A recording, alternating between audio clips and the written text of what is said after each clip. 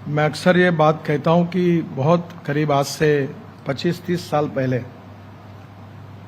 गोविंद डागा जी और विलास जी ने जब वेद का काम शुरू किया तब उन्होंने शुरुआत में बहुत प्राथमिक स्तर पर विदर्भ के विकास की अनेक संकल्पनाएं उन्होंने तैयार की और काफी बड़े प्रमाण पर विदर्भ के विकास में उनका कंट्रीब्यूशन रहा। विशेष रूप से जो मिहान बना है इसके लिए गोविंद को याद होगा कि गोविंद जी और विलास काळे टाटा कंसल्टेंसी के मैं मंत्री था उस समय महाराष्ट्र सरकार में। एक कंसल्टेंट इंजीनियर थे, उनका नाम भूल रहा हूं मैं, हिम्बाड़कर या कुछ तो भी था। वो मेरे पास आए और उन्होंने मुझे कहा कि नागपुर के ऊपर से रोज 350 फ्लाइट जाती है। तो मैंने उनको तुरंत कहा, दिखती तो नहीं है। तो उन्होंने कहा ये south east Asia, Indonesia, Malaysia से, चाइना से लेकर जो यूरोपियन कंट्री और यूएसए तक जाती है वो नागपुर से जाती है और इसलिए नागपुर में इंटरनेशनल कार्गो हब और पैसेंजर हब का निर्माण होना चाहिए। और वहीं से मिहान की शुरुआत हुई और इंटरनेशनल एयरपोर्ट और ये मिहान के बारे में फिर उस प्रोजेक्ट पर काम शुरू हुआ। तो बेसिकली ये जो मिहान और ये जो प्रोजेक्ट है इंटरनेशनल एयरपोर्ट का, इसको उस समय के वेद के ऑफिस बेरर ने उसको उठाया और गोविंद और विलास ने विशेष रूप से, और दोनों के कारण आज ये प्रोजेक्ट बहुत अच्छी तरीके से सामने आया। अभी मिहान में 68,000 लोगों को रोजगार मिला है और आने वाले समय में लगभग हमारी सभी आईटी कंपनीज अब आई है। हमारे यहाँ 49 इंजीनियरिंग कॉलेजेस हैं और मिहान के साथ अब स्मार्ट सिटी के रूप में मिहान के आजू बाजू में डेवलपमेंट भी हो रही है। एक बात महत्वपूर्ण है कि हेल्थ सर्विसेज में, एजुकेशन में काफी बड़े प्रमाण पर इस 25-30 साल में हमने काम किया है। अभी इन्होंने जितनी समस्याएं बताई वो छोटी मोटी समस्या जो सबसे प्रॉब्लमेटिक है वो ये है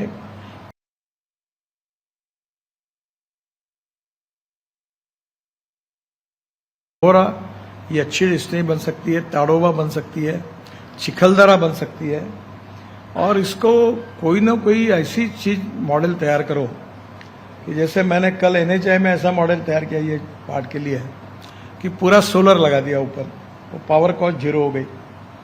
फिर उनको कहा कि सिक्योरिटी जो रेस्टोरेंट चलेगा वो उसकी होगी, पेड़ को मेंटेन करने का काम उसका होगा और शौचालय और ये बाकी भी मेंटेन वही करेंगे।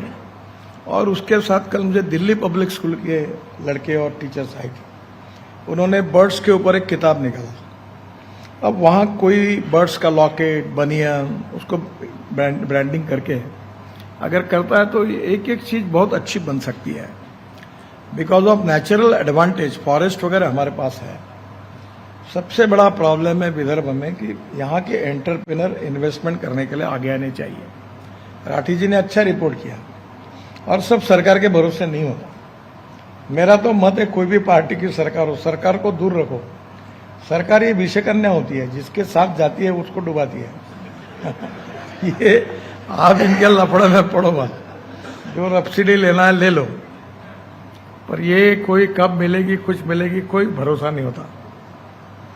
अभी मेरे लड़के ने मुझे परसों, हमको 450 करोड़ सब्सिडी मिली है और पैसे जमा है टैक्स के, तो बोले कब मिलेगी।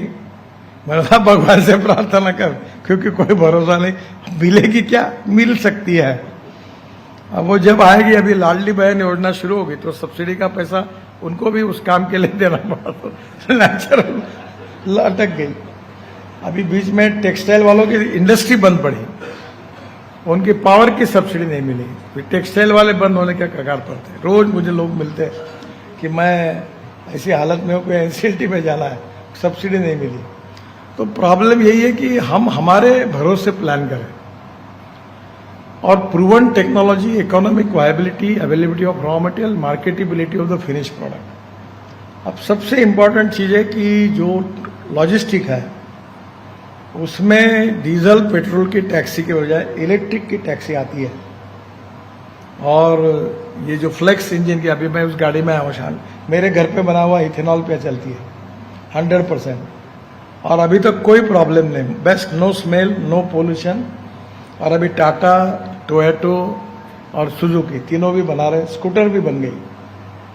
अभी बजाज, टीवीएस और इनकी 50% तो उनका एक्सपोर्ट होता है। तो हमारे यहाँ राइस है और राइस स्ट्रॉ है। मैंने खुद तुमसर में अभी मेरा 15-20 दिन में प्रोजेक्ट शुरू हुआ, हम 5 ton per day bio CNG बना रहे हैं। तो ये पोल्यूशन भी कम होते हुए कॉस्टिंग कम हो जाएगी। यानी एक अभी मैं इसी सेवा के भाव से ये इलेक्ट्रिक बसेस चलाता हूँ। तो ये सीनियर सिटीजन, अभी तक 80,000 लोग फुकट यात्रा कर गया है। तो अभी शेगांव में इलेक्ट्रिक बस जाती है, तो अब करते करते एक टाटा ने दी है, अब सब ने दिया, हमारे पास शायद 6-7 बसेस हो जाएगी। एक डबल डेकर बस है, हम फुकट में सीनियर सिटीजन और दिव्यांगों के लिए देते हैं।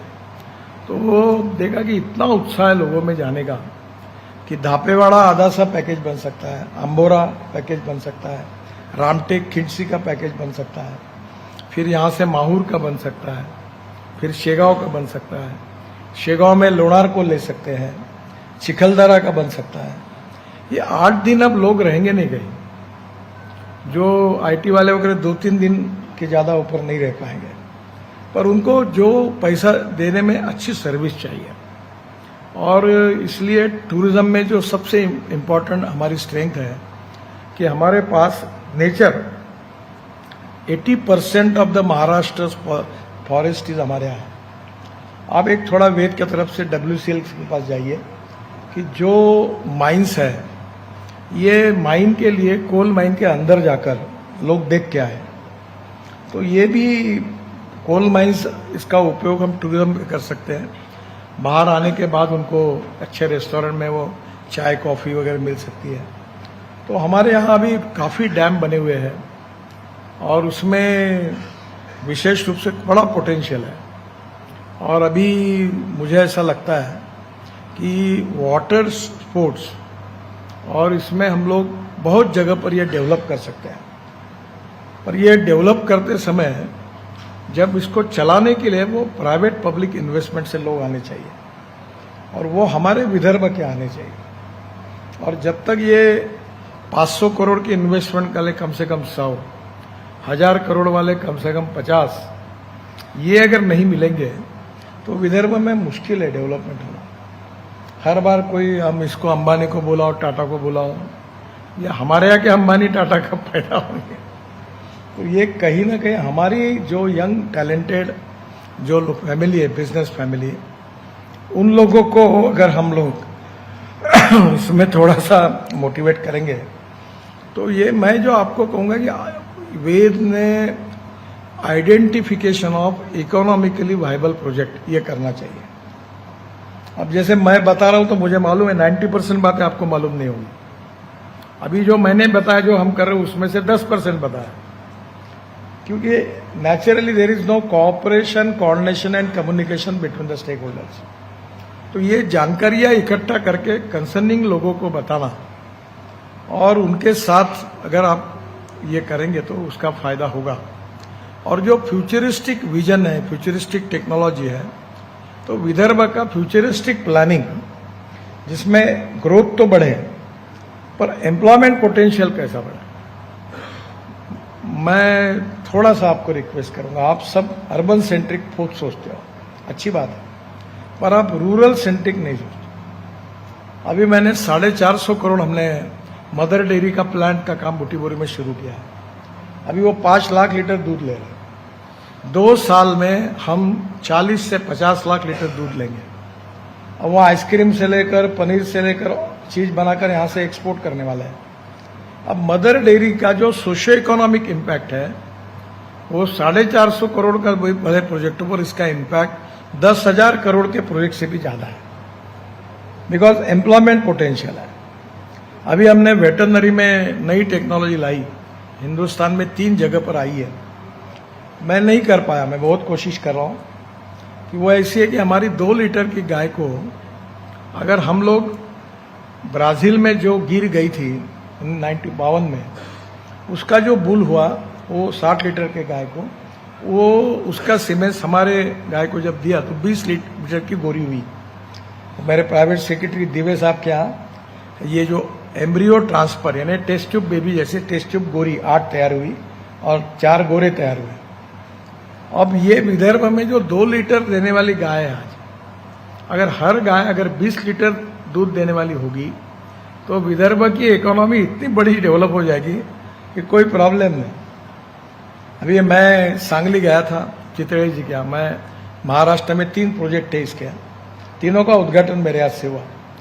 तो उनका प्रोजेक्ट उन्होंने शुरू किया है तो पूरे वेस्टर्न महाराष्ट्र में भैंसों में और गाय में 10 साल के बाद हर 20 लीटर के ऊपर हर दूध देंगी। और हमारे यहाँ मेरे यहाँ डेयरी बंद की मैंने, क्योंकि जब गाय गर्म होती थी तो डॉक्टर गायब रहता था, जो डॉक्टर रहता था तो गाय गर्म नहीं होती थी, करते करते पूरे डेयरी का बैंड बज गया।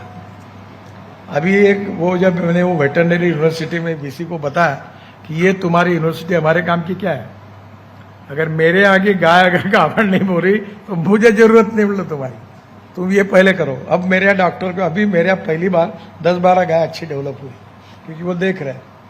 अब ये जो बारामती में पवार साहब का दूसरा सेंटर है वो मैंने भी अनवरट किया वेटरनरी कॉलेज का, तो ये दूध की क्रांति अगर हमारे अभी 9 पूरे विदर्भ के जिले कवर हुए हैं। अभी गढ़चिरौली जिले में जो आयरन ओर शुरू हुआ उसका इतना बड़ा इम्पैक्ट है कि मैं आपको बताता हूँ 5 साल के अंदर महाराष्ट्र में सबसे ज्यादा जीएसटी रेवेन्यू देने वाला जिला गढ़चिरौली होगा। और वो मैंने उनको एक ही कहा कि तुम बाहर के लोग मत लाओ, तो उन्होंने जो नक्सलाइट मूवमेंट में थे वो भी सरेंडर होकर आ गए, ड्राइवर बन गए और 5000 लोगों को रोजगार दिया।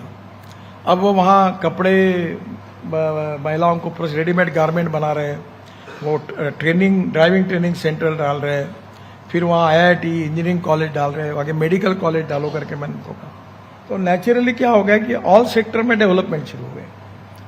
तो कहीं ना कहीं ये जो टूरिज्म के साथ अलाइड सेक्टर्स में जब तक परचेसिंग पावर नहीं बढ़ेगी तो टूरिज्म के लिए कौन निकला, जो खाने के लिए मोहताज है वो कहाँ का टूरिज्म के लिए जाएगा। जब तक उसकी ग्रोथ रेट में पर कैपिटा इनकम और ग्रोथ रेट नहीं बढ़ेगा तब तक टूरिज्म नहीं होगा। और ये जहां ग्रोथ रेट बढ़ती है, पर कैपिटा इनकम बढ़ता है, वहीं होटल और रेस्टोरेंट चलते हैं। मैं पूना में जाके देखता हूँ, जो पूना में होता है पहले जो मुंबई में होता है वो 2 साल के अंदर पूना में होता है, और 2 साल में जो पूना में होता है 2 साल के बाद नागपुर में होता है। अभी मैंने देखा यहाँ पूना में वो चांदनी चौक का इनॉग्रेशन हुआ तो एक होटल में गए थे, वो पहाड़ी पर रिसोर्ट था, लाइन में 5 रिसोर्ट थे और हर रिसोर्ट में 500-600 लोग खा सकते हैं, ऐसे रेस्टोरेंट थे। तो मैंने उसको बोला तुमने इतनी कैपेसिटी की और तुमका चलता है? बोले साहब रात को बुकिंग नहीं मिलता हमें। अब हमारे यहाँ रेस्टोरेंट उतने नहीं है तो पार्किंग बिल्कुल नहीं है।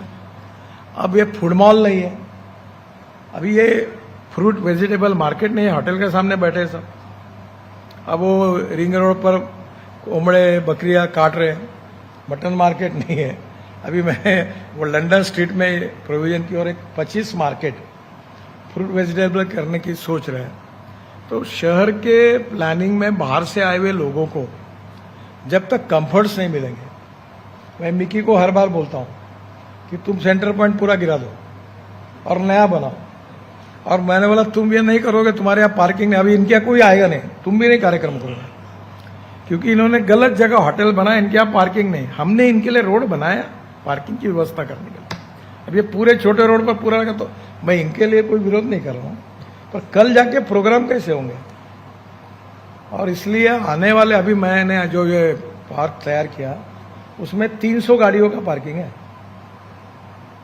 और वहाँ ओपन एयर थिएटर बनाया वो 800 लोगों का है। तो धीरे धीरे जब लोगों को ऑप्शन मिल जाएंगे पार्किंग और है तो नेचुरली ये शहर की ग्रोथ को कंट्रीब्यूट करेंगे। और टूरिज्म के कंट्रीब्यूशन को एयरपोर्ट, रेलवे स्टेशन और ट्रांसपोर्ट सर्विसेज में मुझे लगता है इसमें काफ़ी चेंजेस आ रहे हैं। और अभी बड़े प्रमाण पर हमारे यहाँ, मैं मंत्री हूँ इस डिपार्टमेंट का, मुझे पूरा विश्वास, 200% राइज है इलेक्ट्रिक में। अब इलेक्ट्रिक का ट्रक दूर नहीं है और इसलिए डीजल और पेट्रोल ये अब धीरे धीरे 5 साल में काफ़ी खत्म हो जाएगा। मैं दुबई गया था तो राजा को मिला, राजा ने मुझे मिलने की इच्छा व्यक्त की थी। उन्होंने मुझे कहा कि तुम्हारा मैं पढ़ता हूँ, सब अच्छा है पर हमारे पेट पर लात मत मारिए। बोले मैंने बोला क्या हुआ? बोले तुम पेट्रोल डीजल बंद करने की बात करते हो, हमारा वैभव उसके कारण है और तुमने ये बंद किया तो हम क्या करेंगे? बोले मैंने बोला तुम सोलर पावर तैयार करो, उससे तुम्हारा कल्याण होगा, बाकी ये पोल्यूशन के कारण अच्छा नहीं है। तो आने वाले समय में जो इंटीग्रेटेड डेवलपमेंट है, इसमें से सभी अलाइड सेक्टर्स को, अभी ये आपने बात की आर्कियोलॉजी डिपार्टमेंट, यही तो कल्प्रिट है, कोई काम नहीं होने देते स्टेट और सेंट्रल गवर्नमेंट। एक वो गढ़चिरौली में एक मार्कंडेश्वर का देवस्थान है, 10 साल से मैं कोशिश कर रहा हूँ, गिर रहा है, करने नहीं थे। देखिए मैं भी इकोलॉजी एंड एनवायरनमेंट के लिए बहुत प्रो हूँ। मैं ग्रीन फ्यूल पे काम करता हूँ, मैंने 4 करोड़ पेड़ लगाए, करीब 78,000 ट्रांसप्लांट किए, खुद इंटरेस्ट लेता हूँ। तो मैं क्या एनवायरनमेंट के अगेंस्ट में हो गया? मैं बिल्कुल इसके फेवर में। अभी हम लोग कचरा सैग्रीगेट करके 2 अक्टूबर से सिस्टम करेंगे, कचरे को सैग्रीगेट करके लाइए। अब कचरे वेस्ट टू वेल्थ, ये इसमें पीछे पड़ा हूँ। मेरा प्रॉब्लम ये है कि एक्सेंट्रिक इससे करने से प्रॉब्लम नहीं होगा। We need to understand the genuine and legitimate ground level problems, और वो अगर नहीं करेंगे तो आखिर लोगों की भी प्रॉब्लम आएगी। अभी हमारे सामने समस्या है, आप अच्छा हुआ आप नागपुर के ऐसे पार्ट में रहते हो कि आपको 10% नागपुर मालूम है। मैं चुनाव में घुमा, 1-1 फीट के गड्ढे थे और रोड ही नहीं है। और रोड जब अभी डीपीआर जब तैयार किया तो 4,500 किलोमीटर रोड बनाना है और 2 करोड़ मिनिमम खर्चा पकड़ो तो वो कॉस्ट आती है 10,000 करोड़। और कारपोरेशन के पास वो बोलते था पॉइजन खाने के लिए पैसे नहीं, 10,000 करोड़ कहाँ से लाओ? मैंने बोला देखो, if there is a will there is a way. मैंने वो डॉक्टर शिंगोटे को पकड़ा और 15 से 20 लाख रुपए किलोमीटर की टेक्नोलॉजी लाई कि वो मुरुम की टेकड़ी, वो कलेक्टर को बोला ये कारपोरेशन को फुकट में दे दो। सर ये कैसा? मैंने बोला प्रस्ताव ले लो और दे दो। मैंने मुरुम फुकट में आया, द फ्लैश मैं देता हूँ फुकट में और कोराडी के लाता हूँ। और कैल्शियम कार्बोनेट 4% चाहिए तो वो सतना से लाना है, नहीं तो जो स्टील स्लैग है वो पाउडर करके वो डाल के उसको पानी डाल के सॉइल स्टेबलाइज करके हम रोड बनाएंगे 10 साल तक, और कॉस्ट आ रही 15 से 20 लाख। मैंने बोला यही काम करो।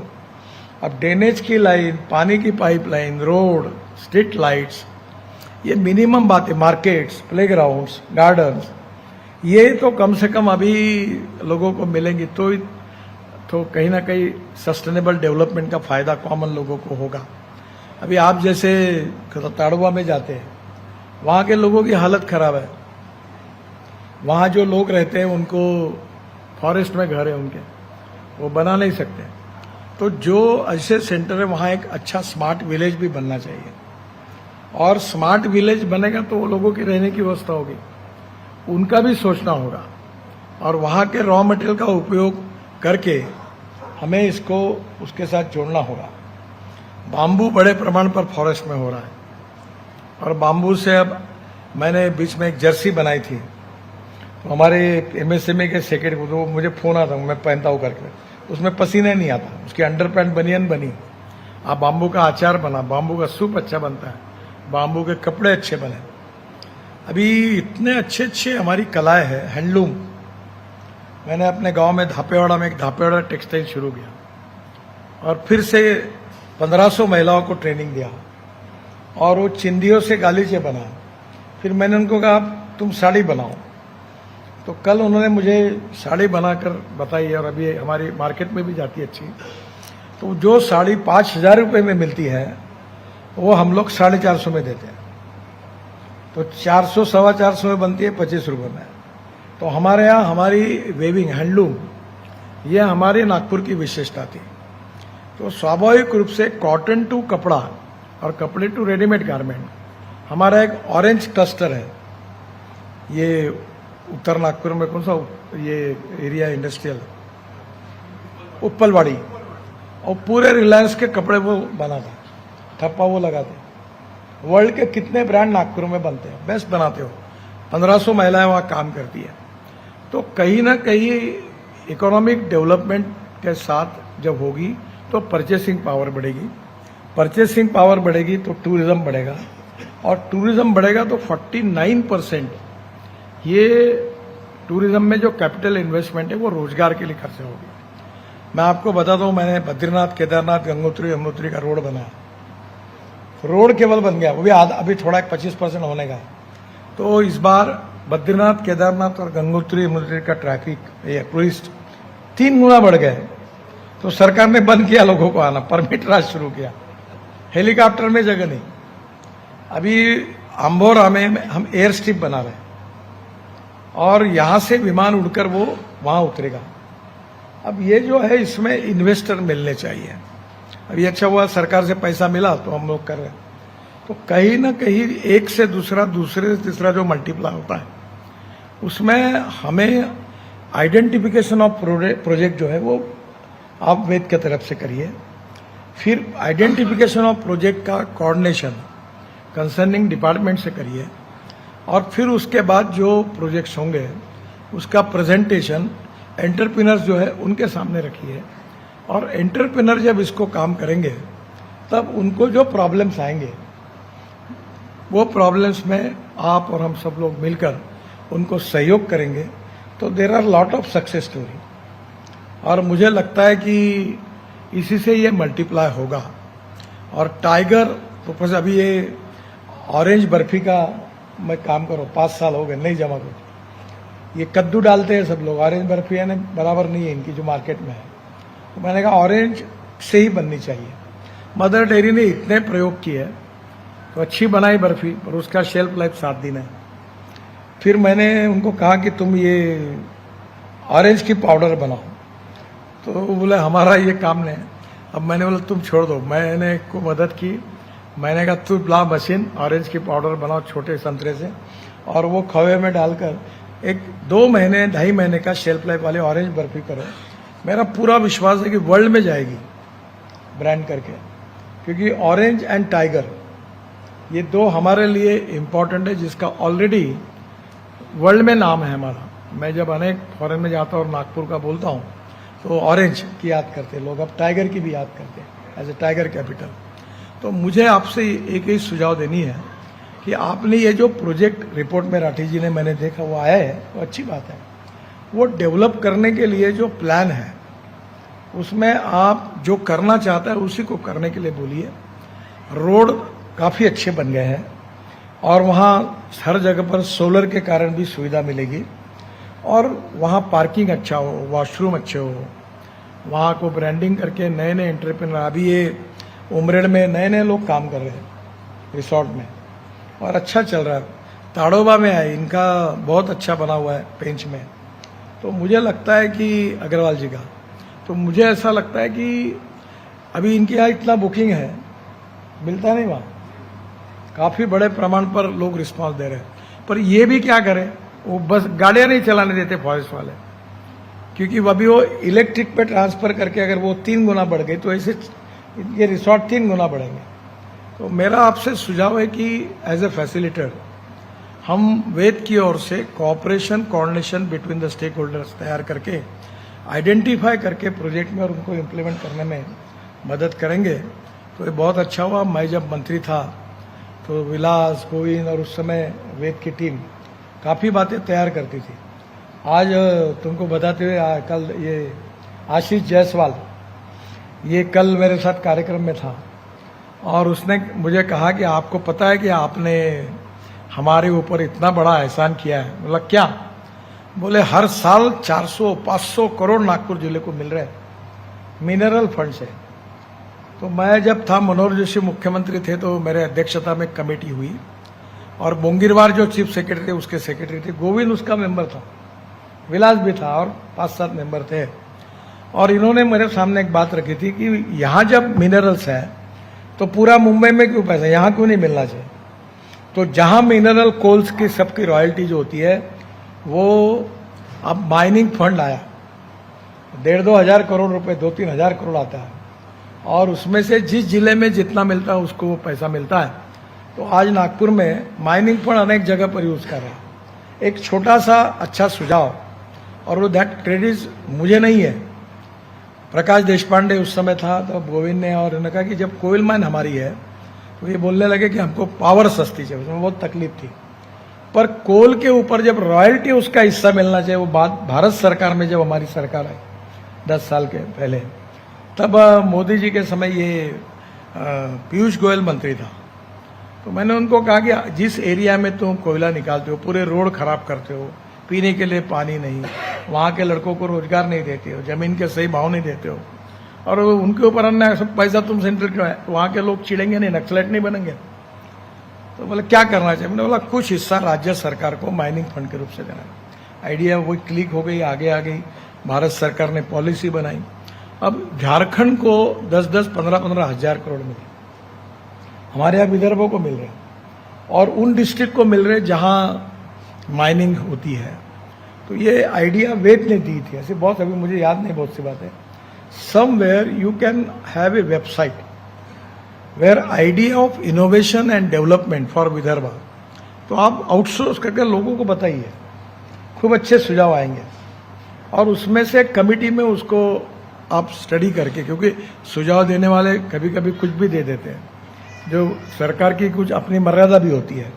तो कौन से सुझाव ये प्रैक्टिकल है, कौन से गवर्नमेंट पॉलिसी में बैठ सकते हैं, कौन से लार्ज कम्युनिटी के इंटरेस्ट के हैं, उसका अगर आपने क्लासिफिकेशन किया और वो अगर आपने एमएलएज एमपीज को फॉलो किया, तो बहुत सी बातों में धीरे धीरे बदलाव हो सकता है। ऐसे ही बदलाव हुआ है, और इसलिए मुझे लगता है कि ये जो फैसिलिटेटर के रूप में वेद का काफ़ी अच्छा कंट्रीब्यूशन रहा। अभी आप जैसा काम करते हैं, आशीष वगैरह को मैंने उनको रिक्वेस्ट की कि आप एडवांटेज विदर्भ शुरू करो, बहुत अच्छा रिस्पांस मिला। हाँ, मुझे भी पता नहीं था कि इतने अच्छे अच्छे इंडस्ट्रीज हैं। अभी नुवाल साहब का एक्सप्लोजिव में कितना बड़ा काम हो गया। अब ऐसे धीरे धीरे हमारे यहाँ काफ़ी क्लस्टर्स, काफ़ी इंडस्ट्रीज डेवलप हो रही है, और उसके साथ साथ जब इकोनॉमिक ग्रोथ होगी, पर कैपिटा इनकम बढ़ेगा, तो फिर रेस्टोरेंट्स, टूरिज्म, इनको सबको बढ़ावा मिलेगा। और हम उस इन्वेस्टमेंट के साथ अगर क्वालिटी सर्विस देंगे तो एम्प्लॉयमेंट पोटेंशियल भी खड़ा होगा, और निश्चित रूप से हमारी ग्रोथ भी बढ़ेगी। पर इसमें सरकार के बीच में और प्रोजेक्ट के बीच में फैसिलिटेटर करके आप जैसी ऑर्गेनाइजेशन अच्छा काम कर सकती है। मैं एक बार मेरे ऑफिस को बताऊंगा, मेरे पास समय की कमी है, मैं पूरी जितनी आइडिया डिस्ट्रिक्ट वाइज से लेकर, अब मेरी भी एक कमी है, मैं 1 रुपए का 10 रुपए का काम करता हूँ और 1 रुपए का बताता हूँ। दूसरा, मेरा अपना खुद स्वभाव, मुझे कोई हार डाला हुआ चलता नहीं, मेरा किसी ने पोस्टर लगाया तो मुझे चलता नहीं, ना मैं खुद का लगाता ना दूसरे का लगाता, ना किसी के गले में हार डालता हूँ। वैसे एक्सपर्ट कहते कि 1 रुपए का काम करे तो 10 रुपए का प्रचार करना चाहिए। मैं दिन भर 5 बजे तक अधिकारियों को मीटिंग करके लाखों के निर्णय करता हूँ, पर मीडिया को नहीं बुलाता हूँ। अब वो मेरी कमी है, तो आप मेरा ऑफिस में कोऑर्डिनेट करिए। I don't want credit for that, पर आप ये एनआईटी के साथ अभी प्रधानमंत्री आवास योजना में क्लस्टर बन रहे हैं, नागपुर में मार्केट्स बन रहे हैं, नागपुर में प्लेग्राउंड बन रहे हैं। तो ये नागपुर में अभी सुरेश भट्ट ऑडिटोरियम, ये नागपुर का सबसे देश का अच्छा ऑडिटोरियम बना। नागपुर में रोड, ऊपर में फ्लाईओवर, उसको मेट्रो, ये फर्स्ट टाइम नागपुर में हुआ। अभी मैं चेन्नई में और पूना में 1 लाख करोड़ के ब्रिजेस बना रहा हूँ, नीचे में रोड, ऊपर में फ्लाईओवर, उसके ऊपर में फ्लाईओवर, और उसके ऊपर में मेट्रो। तो शुरुआत नागपुर से हुई। नागपुर टॉयलेट का पानी बेचकर 300 करोड़ कमाने वाला देश का पहला शहर, 24/7 नागपुर। अभी इतनी बहुत सी बातें नागपुर के साथ जुड़ी हुई हैं, वो निश्चित रूप से जो अच्छी बात है उसके लिए तो लोग अभिनंदन के लिए पात्र है। पर जहां कमियां हैं वो कौन ढूंढ ले? आपको तो कुछ चिंता करना नहीं चाहिए। सरकार को किसी भी पार्टी का हो, जो काम नहीं करता उसकी ठुकाई करनी चाहिए। मैं बता रहा हूँ आपको, मैं अपने भी डिपार्टमेंट को पता लो, गड्ढा दिखा तो सारा ठोको, कोई प्रॉब्लम नहीं। जो खराब काम करेगा वो मार खाएगा। तो कहीं ना कहीं आप as a facilitator between the people, आप अगर इन एक एक एजेंसी के किए हुए काम, उनकी पॉलिसी, उनका फ्यूचरिस्टिक प्लानिंग, उसका मॉनिटरिंग और उसके साथ डेवलपमेंट को जोड़ेंगे तो मुझे लगता है कि बहुत अच्छा काम हो सकता है। और आज आपके कारण भी काफ़ी डेवलपमेंट में आप सबका कंट्रीब्यूशन रहा है। और इसलिए आपके पास जो कंसल्टेंट को बोला identification of the project with internal rate of return निकालो। आइडिया दे देंगे पर पैसा कैसा वसूल होगा, कितना ट्रैफिक आएगा। तो ये जो लिस्ट है इसमें से आप अगर इकोनॉमिक वायबिलिटी के साथ प्रेजेंटेशन करके एक 500 प्रोजेक्ट विदर्भ के टूरिज्म के आपने इनको दिए तो फिर उसमें से जो लोग इसमें सिलेक्ट करके आगे आएंगे तो उनके कारण फिर उनके इन्वेस्टमेंट से हमारी डेवलपमेंट मल्टीप्लाई होगी। पोटेंशियल हमारे पास है पर उसको ठीक प्रकार से सिंक्रोनाइज करने की जरूरत है और वेद ने ये काम बहुत अच्छे तरीके से किया था और अभी आप उसका नेतृत्व कर रही तो आप जरूर करिए। गलती होगी तो हमें भी बताइए, हम उसको सुधारेंगे। और कुछ काम नहीं होता है तो हमारी जिम्मेदारी है। और इसलिए मुझे बहुत खुशी, अभी आप लोगों ने जो स्टडी किया आनंद राठी, उनको भी धन्यवाद देता हूँ। उन्होंने आइडेंटिफाई किया कि कहाँ कहाँ क्या क्या है। अब यह लोनार सरोवर है, अब उसके बाजू बाजू में कुछ अच्छे रिसोर्ट्स ये बनने से, आप देखो भारत का सबसे अच्छा टूरिस्ट डेस्टिनी बना है तो शेगांव है। मैं जब शेगांव में जाता हूं तो मैं उनको बताता हूं कि तुम हॉस्पिटलिटी का कॉलेज शुरू करो। वो मंदिर के सेवक वर्ग कितने डिसिप्लिन है, कितना क्लीननेस है, कितने लोग खाना खाते हैं और कितना सुंदर प्लानिंग है। मैं ऐसे ही दर्शन करने गया था तो चुनाव जीतने के बाद मैंने कभी बोलता नहीं हूँ, मैंने कहा 1 ट्रक शक्कर भेजूंगा। और जब मैं चुनाव जीत गया तो मैंने बोला कि इनको भेज दो, तो उन्होंने बोला अभी मत भेजो, हमारे पास है। तो मैंने बोला फिर क्या करेंगे? बोला हम आपको डेट देंगे और उसी डेट को हमको उतनी डिलीवरी चाहिए। तो हमारी स्टडी केस अगर करना है तो ये मंदिर मैनेजमेंट की द बेस्ट केस, अभी मैं तो लगातार तिरुपति भी गया हूँ, तिरुपति बहुत अच्छा है, ये शिरडी का मैंने सब देखा है, पर Shegaon is best among the all. आप जरूर वेद से स्टडी कराइए और नहीं तो मंदिरों में यही हम लोग बाकी मंदिरों में करेंगे। तो मुझे लगता है कि हम उसको सुधारेंगे तो नेचुरली वहाँ लोग आते जाएंगे।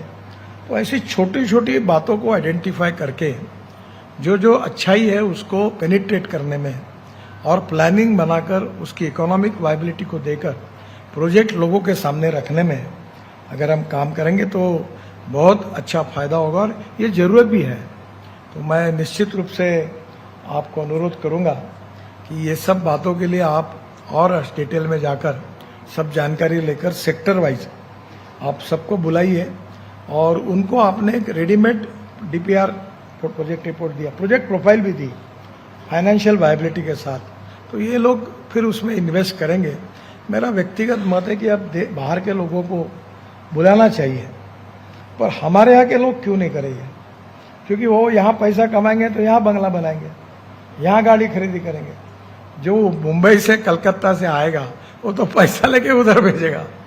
तो हमको यहाँ के लोगों को धनवान बनाना, उनको बड़ा करना, जो यहाँ के भूमिपुत्र हैं, तो कोई भी रिलीजन, कास्ट और क्रीड के होंगे, पर यहाँ के स्थानिक लोगों के डेवलपमेंट में हम काम करें तो मुझे लगता है कि बहुत बड़ा फायदा होगा। और इसलिए आपके इनिशिएटिव को मैं बहुत बहुत शुभकामनाएं भी देता हूँ। राठी जी ने आपको एक प्लान बना के दिया, अब उसका इंटरनल रेट ऑफ रिटर्न के साथ आप उसका प्रोजेक्ट का प्रोफाइल तैयार करके ऐसे पूरे विदर्भ के 300-400 प्रोजेक्ट तैयार करके आप जो इन्वेस्टर्स हैं, एंटरप्रेन्योर्स हैं, उनके पास ले जाइए और उनके जो भी प्रॉब्लम्स है वो हमको बताइए, हम उसमें जरूर मदद करेंगे। मैं फिर से एक बार आप सबको और वेद के पदाधिकारियों को इस इनिशिएटिव के लिए बहुत बहुत धन्यवाद देता हूं, अभिनंदन करता हूं और अपनी बात समाप्त करता हूं। नमस्कार। एबीपी माझा, उघडा डोळे बघा नीट।